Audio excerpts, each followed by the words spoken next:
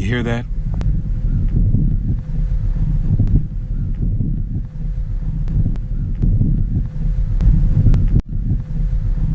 That is the sound of freedom. Ah, I see. Freedom. Freedom from what? Feels really amazing. I cry every time I come here. Why were these two women interested in the prospect of buying a town in the first place? Why wouldn't they buy a town, eh? Look at them. They's queens. We gonna buy a town, bish. We needed to create a space and a place where we could be a village again, a tribe again. So Renee and Ashley reached out to family and friends, and together they bought what they intend to name Freedom, Georgia, a new black city. Ooh, I like the sound of that. It's good.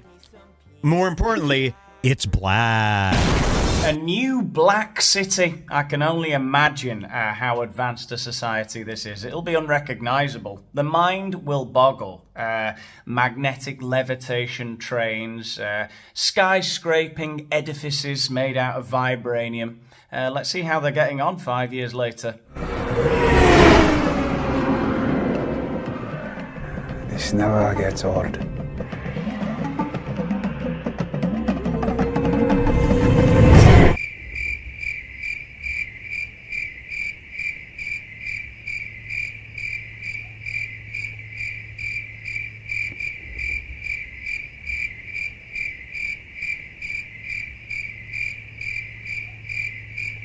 Wakanda forever. Well, I'll be damned. Look, nobody said it was going to be plain sailing, building the most advanced civilization known to mankind, okay? There's all kinds of pitfalls and hurdles to get over. Red tape, you know, planning permission, tariffs on imports of vibranium from Wakanda, that kind of thing, all right? I'm sure they'll work it out as they go along. In fact, rumour has it they've assigned their top attorney to cut through all the bureaucracy, and he's hard at work as we speak.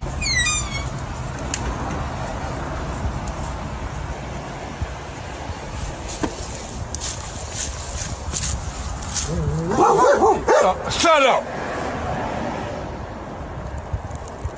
And that's what we're going to be looking at, okay? We're going to have a look at all these black cities they keep promising us. You know, Wakanda forever, more like Wakanda whenever. You ready? I'm ready. You know, I'm shivering with anticipation to see one of these black cities. So let's find out what's going on. Who's Daniel Boland?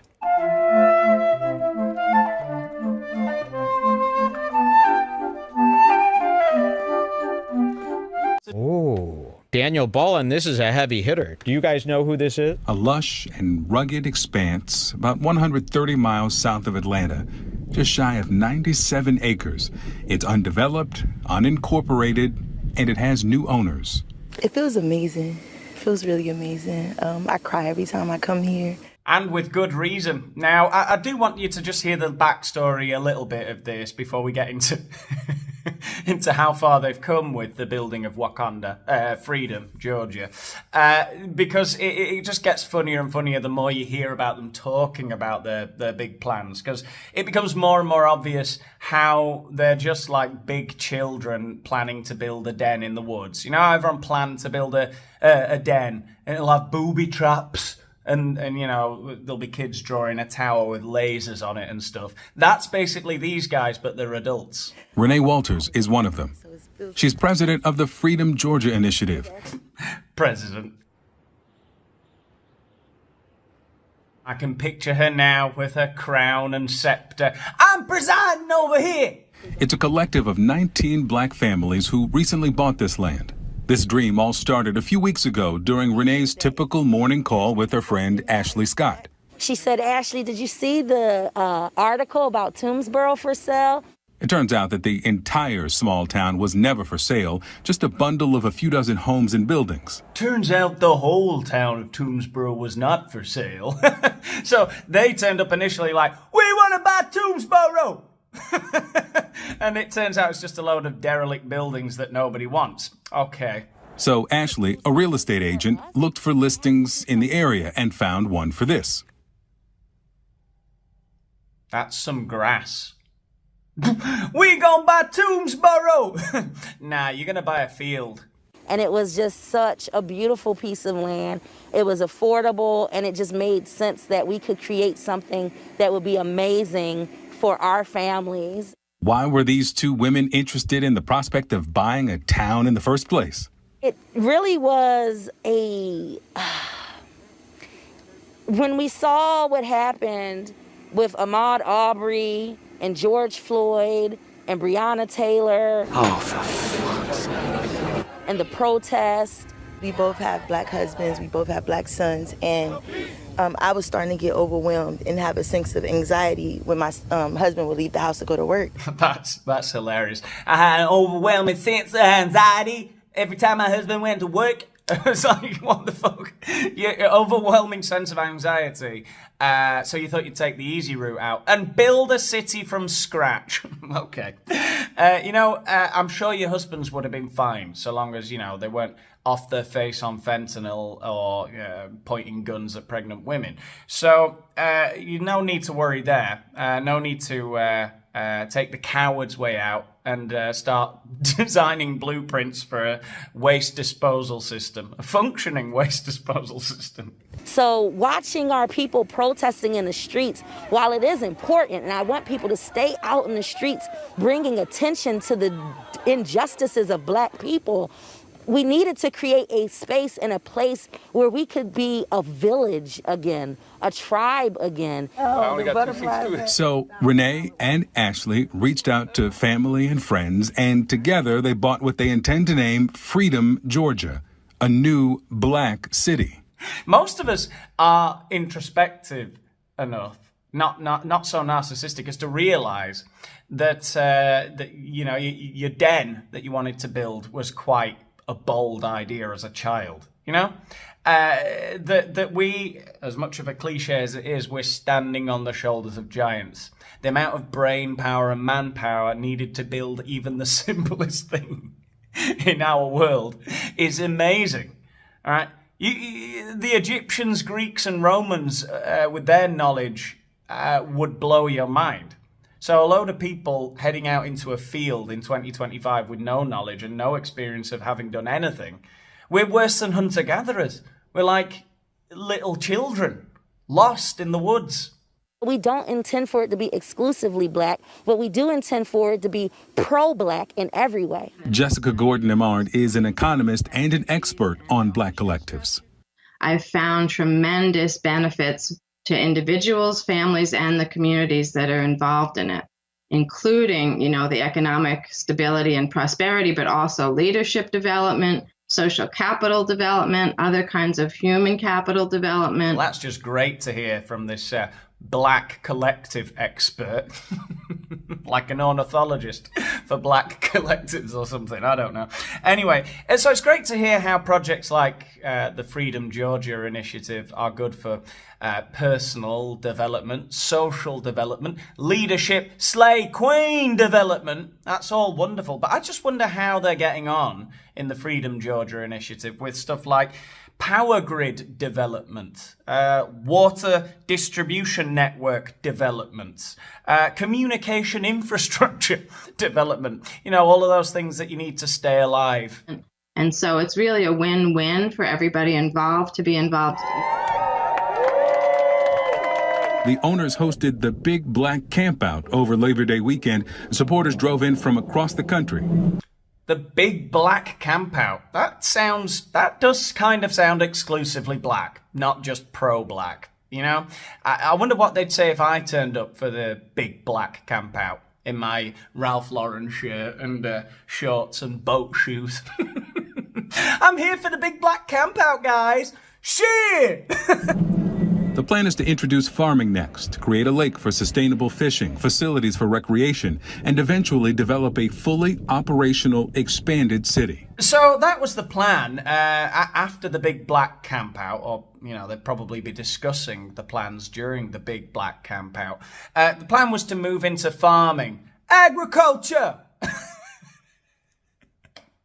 Because that's easy. And then they need a lake for fishing. And then after the fishing and the farming, they're going to build a big city. Yeah, you know, that's the natural progression of things, I guess. By being able to create a community that is thriving, that is safe, that has agriculture and commercial businesses that are supporting one another and that dollars circulating in our community, that is our vision. And to be able to pass this land down to my children and to the children that are represented by each of our 19 families. Yes, the great metropolis will be passed on to their descendants, along with all of the esoteric knowledge gained in the process. So guys, what is this called? 2B. What could you do with 2 B's? Get you in the B&B. Good job. Get your dime in the B&B. What is this called, guys? A dub. Good job. A dub. Now, if I ask you guys for $5, what is that called? 5 goats. 5 goats. And if we put everything together, what is it called? A guap. We got guap. Now, if you say or ask somebody, let me get some money, they say they don't have no money. What that mean? They broke. Anyway, I'm sure you're all dying to know how they've got on over the last 5 years, so I headed over to the Freedom Georgia Initiative website to find out. So here on the website, you can see the mission statement about economic empowerment, healing from racial trauma, and building communities, blah, blah, blah. And then I came down to here and I was like, wow, make an offer on our 4 final lots. There's only 4 lots left, guys. If you want to get a house in Freedom, Georgia, you better hurry up because they're building on 6 acres at $450K dollars. You can get a 4-bedroom, 3-bathroom house. So you click on here. I'm thinking, oh my God, there's only 4 left. This must be doing really well. And then look at this house. Oh, that's beautiful. A lovely little home. But then it says, build this home. Okay, 4 bedrooms, 3.5, 3.5 bathrooms. Basement lots are available, starting at $450K.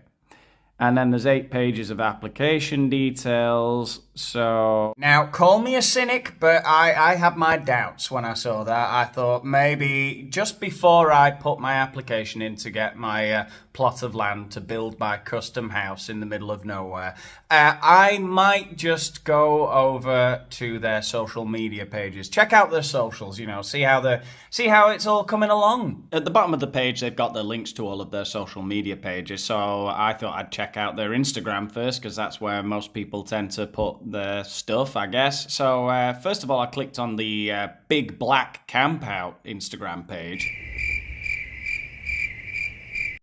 So a few alarm bells were ringing when I saw that the Big Black Campout Instagram page was no longer active. But I thought to myself, you know what? The Big Black Campout was probably just a thing for the first couple of years. They're probably well into the agriculture and fishing phase of Freedom Georgia's development now. You know, they're too busy taming wild buffalo and driving cattle through the hills and casting their nets, trawling for fish in their vast lakes to run 2 Instagram pages, I figured. So I headed over to their other Instagram page to work out what was going on. And now this is a completely different story. 30,000 followers.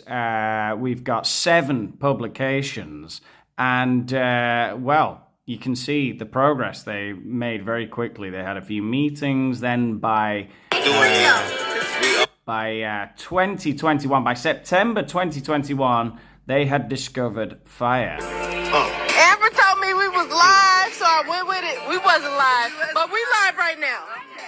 We live right now. Amber, you set me up.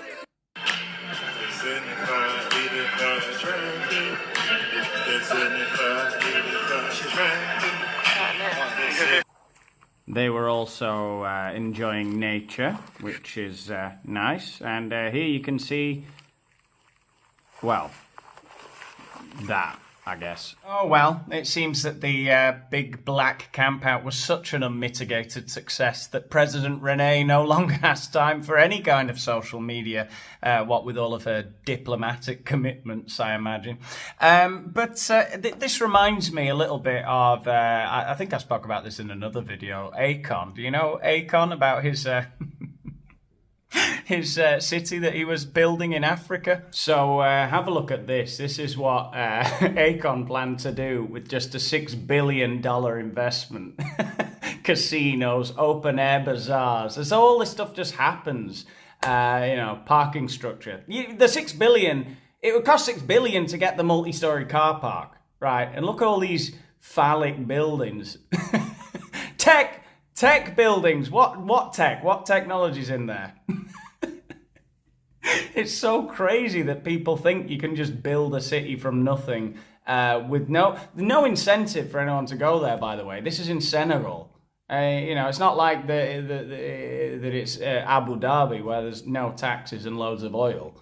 They're just like, yeah, we'll build all these buildings. Build it and they will come. Field of dreams. That's the extent of these people's thinking. It's absolutely crazy. Yeah, Acon had some real big plans, all centrally planned. He had the filming district and an entertainment district and a health district. It's like, let's see how that went. That was incidentally 5 years ago too. Let's see how it's going in 2025, shall we?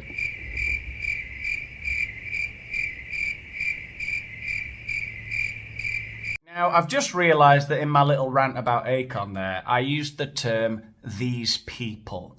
Now, what I meant by that was, I meant like deluded narcissists, like Acon, who made a few million out of some hip-hop songs 20 years ago and now thinks he can build a continent out of nowhere with a $6 billion investment. Slavery's illegal even in Senegal now. Look, people like him, or the idiots in Georgia who thought they could just buy Toomsboro, and they ended up buying a field and having a cookout.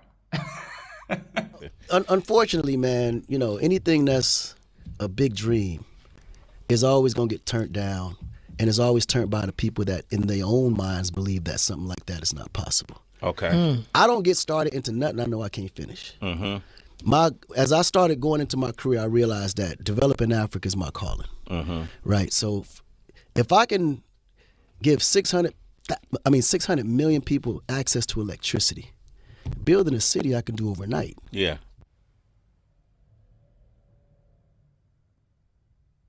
Right. But the problem is building a city in Africa is shaking up so many agendas from the West. Yeah. That city, as small as it may seem to people, will be the one thing that ignites the development of the whole continent. Uh-huh. Yeah, it would go against the West's agenda, if Africa started doing stuff. Come on, we've been prodding that dead horse with a stick for decades now. Come on, get up, Africa. You can do it. Right? Well, if it went against our agenda so much, why did we allow Japan and Singapore and China and all these other places to do it? They got away, those pesky Orientals.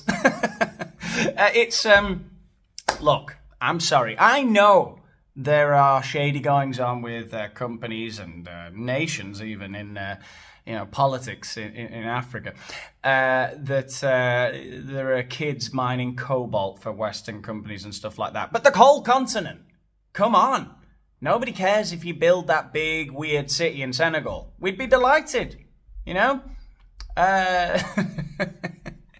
I'd go. And the powers that be can't afford that to happen. So lately, and for a long time, almost a year and a half, I was super quiet.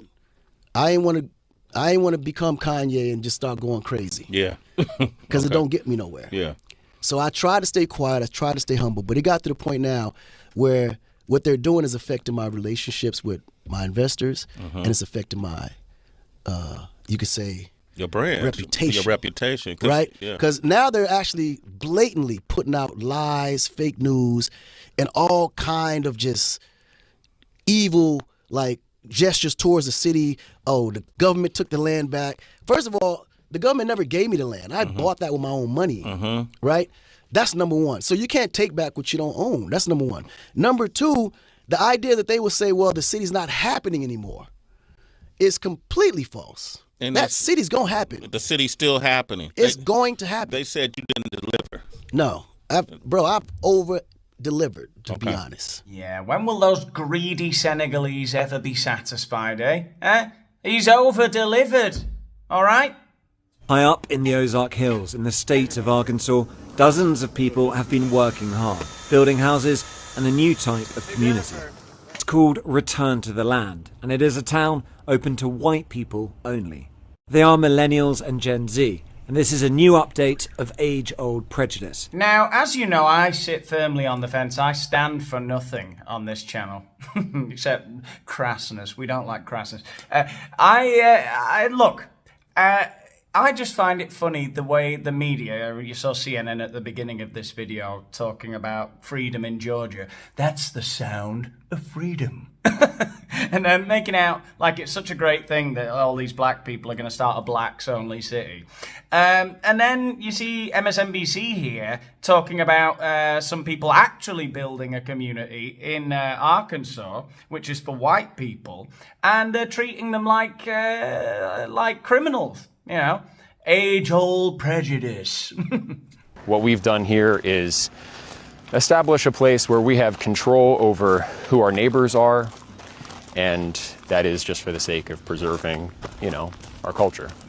You can hear it in his voice, the bags under his eyes. That's what fatigue does to you, you know. We just want a place to preserve our culture. And that culture, effectively, we're saying this is a white culture, a whites-only place. White American culture. White American culture. He doesn't want any homo Brits coming over, does he? But what this sounds like is bringing back segregation. Is that a fair assessment? It's free association. So we're not trying to keep other people down. This is a small settlement in the middle of the Ozarks. But they are being kept out, even if... Well, I mean, you don't let everyone into your home. Around 40 people live here. Hundreds more from across the world have paid to be members. And while the men do the physical labour, the women take care of the children who live here full time. It could be a very loving community if you're part of the community, but if you're black, or if you're Jewish, or if you're gay, you can't be part of that community. They can have their own communities, and they already do. You might be wondering how any of this can be legal. Return to the Land is structured as a private members association, which they believe allows them to discriminate on the basis of ethnicity, along with other factors. That has yet to be tested in the courts and may well fail. The Arkansas Attorney General has said his office is now reviewing the matter as a result of our reporting, and that there is no room for racial discrimination in Arkansas or anywhere in a free society. Oh, look, it looks like they're having a big white camp out outside of, you know, all the houses and shit they've built. Look, I'm not about to go and live up in the Ozarks, right? That's what everyone should strive That's to. amazing. A guy like that, I thought I was watching, it's a big series on Netflix. Yorkas is what comes to mind. What is it called? Orcas. The Ozarks, yes. To me, it's like I'm watching the Ozarks here with this guy. It's, you know, that's too weird for me. I'm not that far gone, all right? But it is just interesting to see how they treat the two stories so differently. You know, I've heard similar things about Orania in South Africa. You know, South Africa's burning to the ground, and so some people said, well, maybe we could just go out into the desert. You know, hours and hours and hours out into the desert, away from Durban and Johannesburg and whatever, and set up our own community. And again, they're treated like criminals.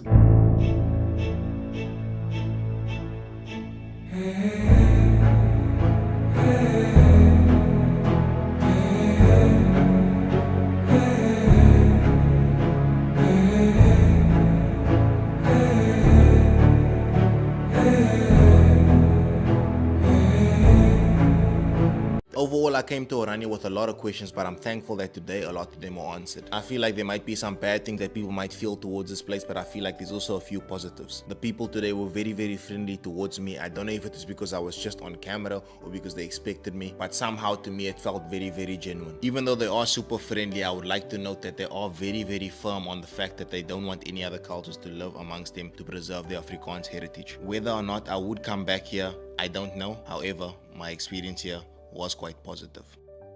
Well, that's a nice positive note to end on. I'm sure the same thing would happen if I were to visit Acon City or Freedom in Georgia. You know, I'd have a mostly positive experience with the cattle and the rattlesnakes. But look, we've learnt a lot in today's video about segregation more than anything.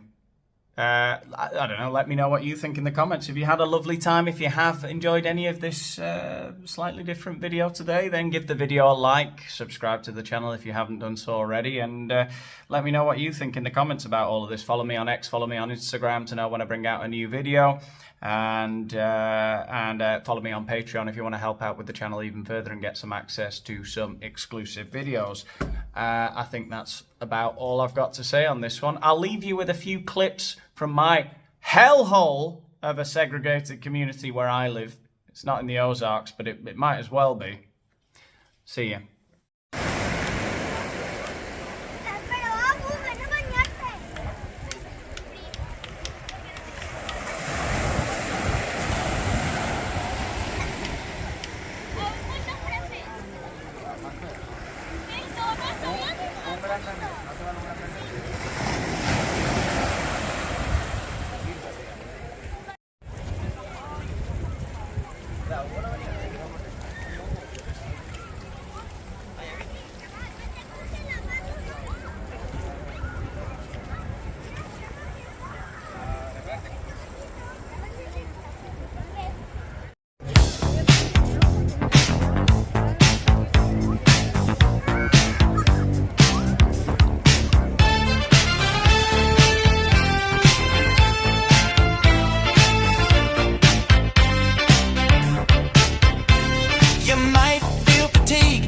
It's not from the heat. You see the news every day about the crime in the streets.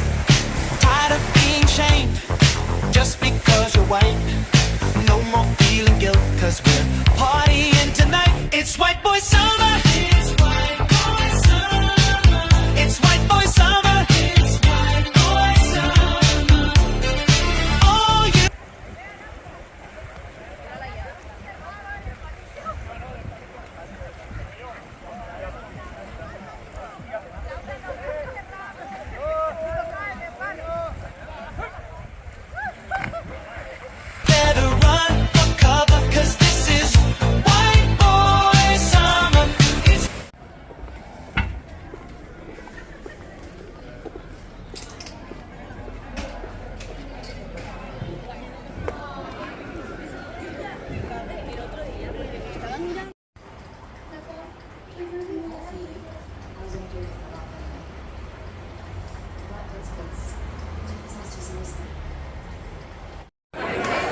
No, porque como siempre es el muelle, pues